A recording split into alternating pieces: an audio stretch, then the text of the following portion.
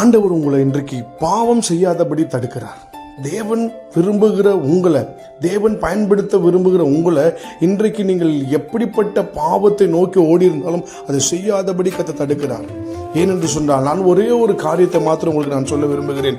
Billy Graham என்கிற தேவ மனிதன் இந்த நூற்றாண்டின் மிகப்பெரிய ஒரு ஊழியக்காரர், வல்லமையாக கர்த்தரால் பயன்படுத்தப்பட்ட ஒரு ஊழியக்காரர். அவருடைய இளமை காலத்தில் ஒரு பப்ல மிகுந்த ஸ்ட்ரெஸ்ஸின் நிமித்தமாக, மிகுந்த கோபத்தின் நிமித்தமாக, ஒரு தனிமை நிமித்தமாக ஒரு சிகரெட்டை பிடிக்க வேண்டும் என்று சொல்லி அவர் எடுத்தாராம். அப்பொழுது அவர் இருந்த இடத்துல ஒரு பெரிய விண்டோ திறந்திருந்த அந்த நேரத்தில் ஒரு பெரிய ஒரு ஃபுட்பால் வந்து அந்த சிகரெட்டை அப்படியே அடித்து அவர் கையிலிருந்து அதை தூக்கி வெகு தூரம் கொண்டு போயிடுச்சான்.